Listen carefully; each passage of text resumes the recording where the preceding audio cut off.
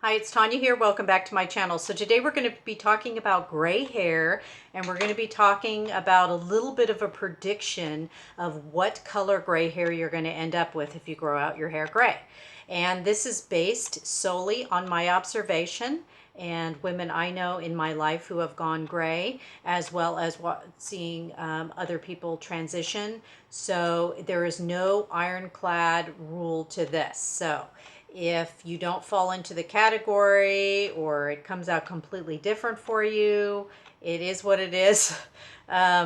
Everybody is different, and so just take this with a grain of salt, but I did want to do a video on it because it is an interesting subject, and maybe some of you out there are in transition right now and you've got a month or 6 months or you're 8 months in and you want to know what's it going to look like. All right, so I'm going to give you a slight predict. It's going to be slight, but first we're going to do our 30 days of greatness jar. And in the waves of change we find direction. Did I read that one already? I'm not quite sure. All right, so I'm going to put that one to the side. Okay, so here we go. I don't know if you watched my earlier video on the 4 shades of gray. The first one I'll talk about is my own, which is champagne gray. The reason I coined that term champagne gray is because I didn't want to say dirty gray and I didn't want to say blonde gray, because neither of those sounds very nice. So I say champagne gray. Much like a glass of champagne, if you've looked at champagne in a glass versus clear liquids like water, water is clear. Champagne has kind of a cast to it. I want to say like a yellowish cast perhaps. And so it's not quite clear and perfect and beautiful like white hair. So that's why I coined that champagne gray. So just bear that in mind if you go to your hairdresser and you say, yeah, I'm going to have champagne gray hair. They're going to go, what? What do you mean, like blonde hair? But that's what I mean. So I'm talking about kind of a blonde gray, if you will, but we'll call it champagne. All right, so, and then there's pure white. That's all white. No explanation needed there. And then you have salt and pepper, and there's various shades of that and combinations of that, as well as a battleship gray. Now, one of my clients, Sarah, hi Sarah, she kind of coined that term for me, I think. I'm not sure where she got that, but it made sense to me. Oh yeah, battleship gray. That's like gray with no variations of other color. It kind of has a gray cast to it, let's say that, because when you're talking hair, you're talking a mixture of strands and colors, which then formulate an overall color, if that makes any sense. So all of these terms are not really exacting by themselves. So just think with that. So when I was younger, I'm going to show you a picture of when I was younger. This was when I was in 6th grade, I believe. And this was my color hair. So I consider that blonde, dark blonde. It got a little bit darker as I got older, but that is the color. So it has some gold in it, but that's only because of the lights they used to use back then for these photographs. I would say it's actually more mousy brown, and my sister and I say mousy because it's more ashy. This kind of looks golden, but that's what I look like, to give you kind of an idea. All right, so based on that, let's roll. Here we go. So I'm going to show you the 4 types again, just so we're clear on what's what. We've got champagne gray, which is my color here.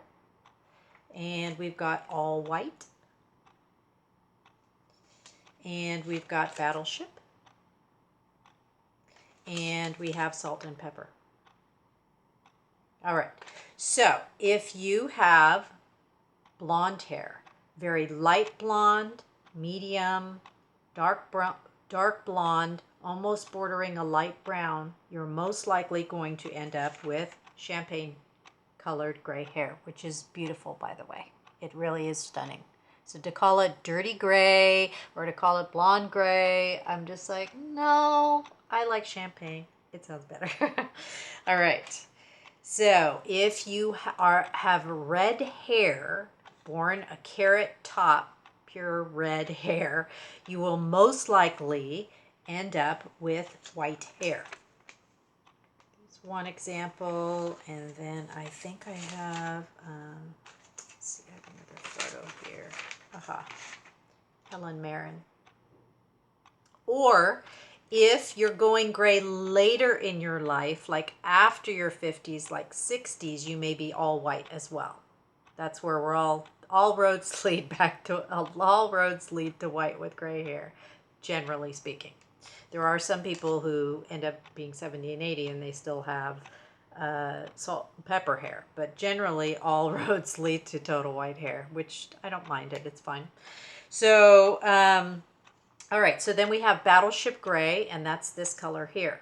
So if you are going gray in your early 20s, late 20s, early 30s, you will most likely end up with Battleship Gray hair. These are very rare types. It's a very beautiful gray, actually. It's just gray. Battleship Gray. When you look at a battleship, it's gray. So it doesn't have very much variation in it necessarily so, but its cast is gray in its entirety versus salt and pepper, which is white and dark mixed together. You see the difference between these two. They are very different. Okay, so if you're going in your youth, you're turning it early, that's probably what it will be like. All right, if you have medium brown, medium, any shade of brown, medium, light, medium, dark, darkest brown, darkest chestnut, or black hair, you will most likely have salt and pepper. And it's a variation of salt and pepper. So you could have like one white streak and then have the rest black. I've seen that. I had a girlfriend in high school. She had this one white streak. She did have my color hair when I was younger, and she had one white streak, and then it kind of, I didn't see her in later years, so I don't know. But you'll have a variation of salt and pepper. To what degree, I do not know. That's just everybody. It's kind of, gray hair is a very personal thing. It's like everybody is so different. You can't say what one person is going to completely look like versus the other person. All right, so I think we covered it. So if you're in the blonde family, you will most likely end up with the champagne. If you are auburn or carrot top, or you're going gray late in your life, you will probably end up with all white hair. If you're going gray earlier in your 20s and your 30s, you will end up with battleship gray hair. And then anybody in the medium, light brown, maybe medium, darkest chestnut, or black hair, salt and pepper. All right, so there we have it there. I will link down below the other 4 shades of gray video if you'd like to see that. And I think that's it. Thank you so much for watching. I did one on shampoos too, where I talk about the silver shampoo. You might not want to do the silver shampoo. It depends on what color gray hair you have, I would say, because it will turn your hair kind of bluish. Like, it'll give it a cast, kind of not very realistic looking. So if you're not into that, like high drama look, then I would just leave your hair the way it is and don't add anything to it. We can talk about that a little bit more maybe on another video, and maybe I can have my sister we could do a live chat where she can, because she's a hairdresser, she can maybe answer some questions on whether or not to use blue shampoo, why and when and how, and all those different things. But thank you so much for watching. Click subscribe, and we'll catch you next time. Bye.